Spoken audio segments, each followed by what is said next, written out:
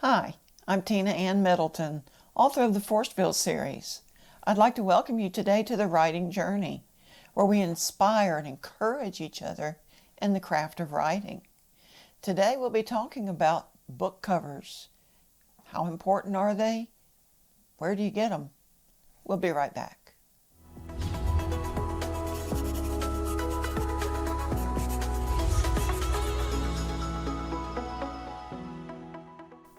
You know the old saying about judging a book by its cover? Yeah, I think we're pretty familiar with that. But really, isn't that what we do when we're choosing a book to read? We start by looking at the cover. That's the first thing that can attract a reader. So how do we get a good cover for our book? Now, I'm not real familiar with the traditionally published ones because I'm an indie publisher. But I believe from what I've seen on Facebook from those who are traditionally published, that the publisher usually chooses the cover. They may or may not get feedback from the writer as to what would be good for the cover. So let's look at those who are independently published.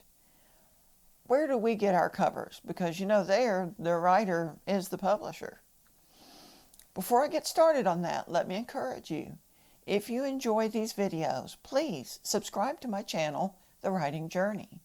Be sure that you ring the bell so that you are notified of future videos. Also, please follow me on Facebook, Twitter, Goodreads, and my Amazon author page. So back to the covers. Where do we get those? Let's start with how do we design one?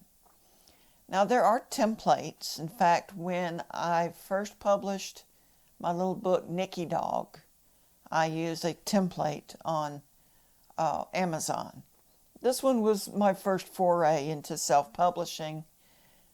And the advantage is that the templates are easy to find. Disadvantage is it can look amateurish. I think mine did. Later, my husband got hold of it and made it look a whole lot better because he didn't use a template. You can use artwork. This is great if you are able to draw or you have somebody in your family who is able to draw, who can draw a really good picture for you. Or you can hire someone. There is a company called Fiverr that artists are on, and you can go in there and find you an artist and they can draw that picture for you. Something we had to learn the hard way is if you hire an artist off of Fiverr, check the reviews. We hired someone who did not really have a lot of reviews, and it turned out this artist was not what we were hoping for. So make sure your artist has lots of good reviews. That was our problem. We should have checked. Now, you can also use photographs. If you are good at photography, take the pictures yourself. These days with cell phones, everybody is a photographer. But it doesn't mean it's going to be a good picture or that it will have what you need. Now, if you are able to take your own pictures, some of the advantages would be this gives you more flexibility. You can set up the shot yourself. I'll give you an example. With my second novel, Hidden Target, we used a stock photo, and I'm going to talk some more about that in a minute. But my husband also set up a shot that used some of the elements from the book. We could do this because my husband is a professional photographer, so he knew how to set up the shot. Now, I've mentioned stock photos. What are those? These are photos that you can buy off of stock photo sites that people have taken and put up for sale to be used.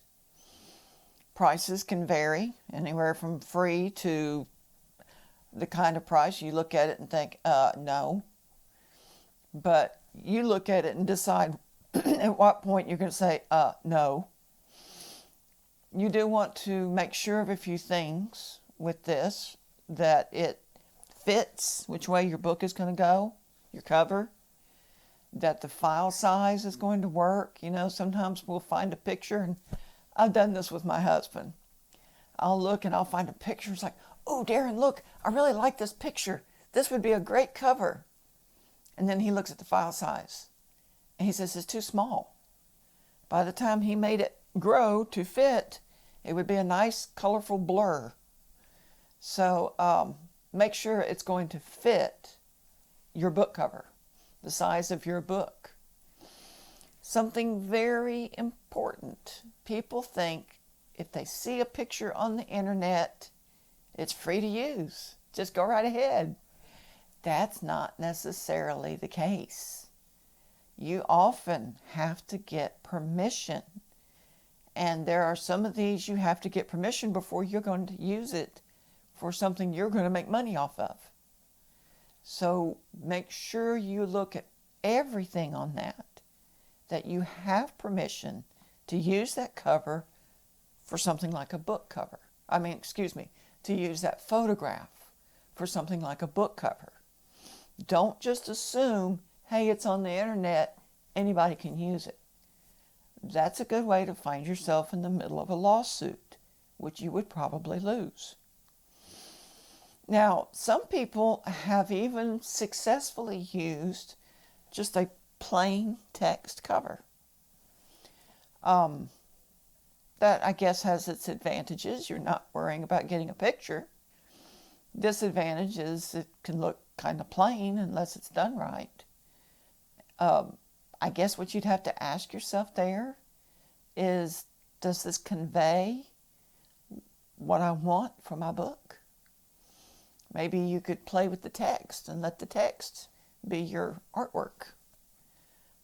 Some people, they'll use like an embossed, so there's a picture of sorts, but it's not like an obvious photograph. So, you have to look, what's going to be best for my book? Do I want artwork? Do I want stock photos I've taken myself? Or do I want plain text? So there's a lot of options. A bad cover, I've heard, can hurt your book sales. In fact, I think sometimes you even have to refresh that cover. So what was good 2 years ago, maybe you need to look at it again later. A great cover can do wonderful things for your book sales. Whatever you decide to do, make sure that you keep on writing, and have a great week.